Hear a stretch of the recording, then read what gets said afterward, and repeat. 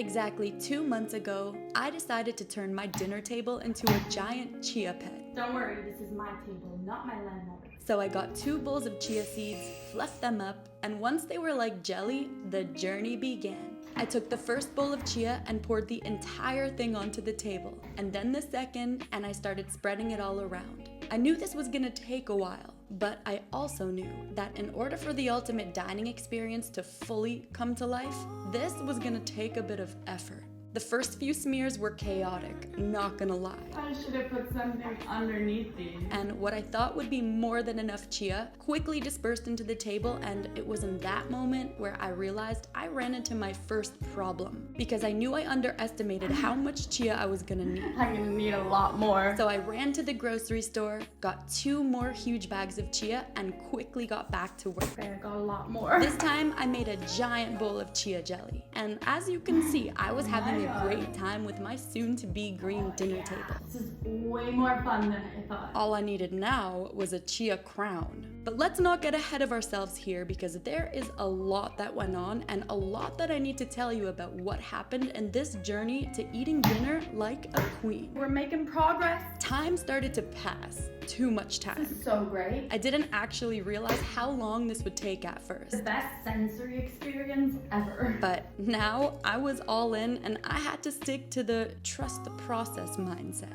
But finally, as I spread layer after layer, I started to feel like we were getting somewhere. But there I was, 2 hours later, getting my toothpick out to smooth the edges of that table out perfectly. It all had to be even and overall beautiful in its own way. I was confident that once it grew, it would peel off easily, like a carpet, and hopefully my table would survive to see more meals. Soon, my table looked a little something like this, and honestly, it looked clean. I think it's done. But it was in this moment where I ran into problem number 2, because I started to think about how empty this table would be without some cutlery covered in chia too. I started to realize I was gonna need some things to bring this to life the way that it currently lived in my head.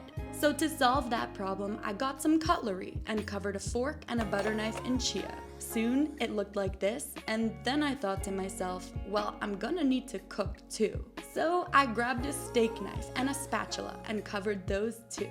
I knew we were gonna need some options just in case the chia didn't grow on some of them, and this way we would be set. Once those were complete, it was only then that I thought this was gonna be really good. Well, before I knew it, the days started to pass. First, day 1, nothing really happened.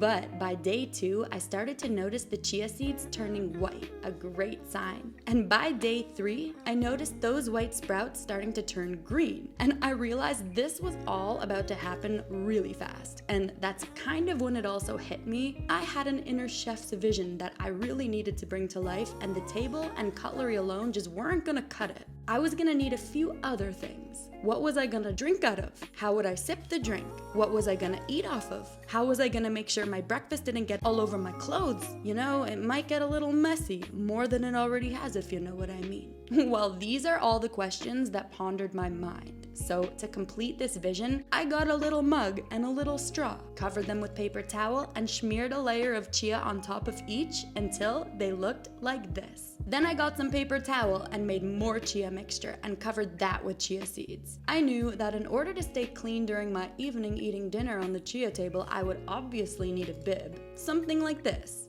Then I got a plate, covered that with an even layer of chia, you know, something to eat off of. And honestly, it was truly only now that I finally felt like my masterpiece was complete. Because now I had the table, the cutlery, the cooking knife, the spatula, a mug, a straw, a plate, and a bib. And the only other thing that was missing was a chair of a throne to sit on. But I decided against that because this was all a lot to watch over. After all, I had to spray all of these chia items with water so many times per day, and it was a lot of work to remember each item, so I had to do this with care. I was just hoping they would all grow at the same time, since I covered the last items on day 3, so the table had a 3-day head start. The days started to pass. I watched as our table and all of our chia items slowly went from dark gray to light gray until we finally had hints of green popping up. And by day 5, I was pumped to see that the table was really starting to turn green. I realized that it's best to grow chia on something that's flat so none of it falls off, and it just seems to grow perfectly that way.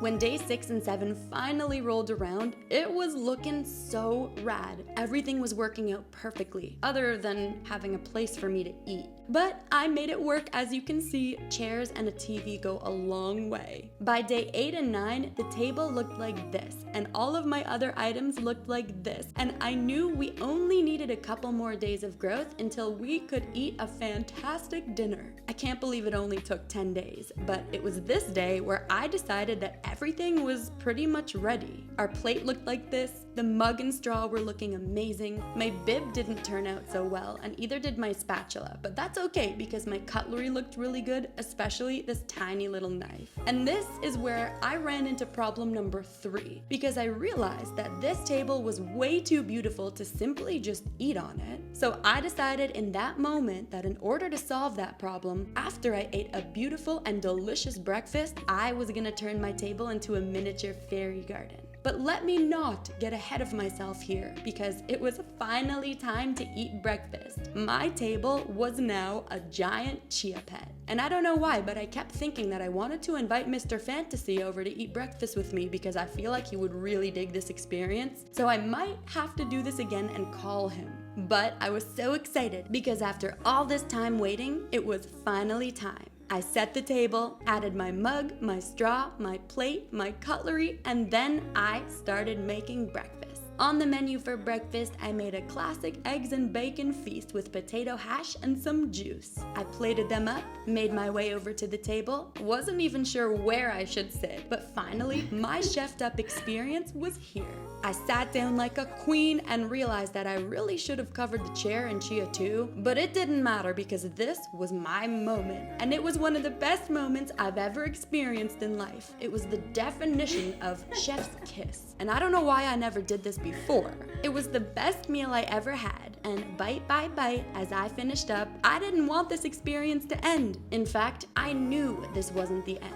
And it was here where I realized my table was actually still growing, because the next day it looked even more green. And this is where my moment came to solve problem number 3 and finally turn this table into a miniature fairy garden. The last thing I needed to do to complete my chia vision in what is called commitment. A few days prior, I ordered a bunch of adorable mini items, 118 of them to be exact, and it's safe to say that I was ready to decorate. And so the next phase began. I finally started decorating, bringing our breakfast table turned fairy garden to life. I had bridges, water under the bridge, mushrooms, benches, flowers, moss balls, fruit with baskets, so many cute and fun things to decorate my fairy table with. I kind of just vibed it and winged it. I didn't really know where to put any of it, but minute by minute, my table started to look amazing. It also came with this little fence that was so adorable and a little white brick road. And let me tell you that it was all coming together so nicely. And once I finally decided it was ready, I brought over my plate, my mug, my straw,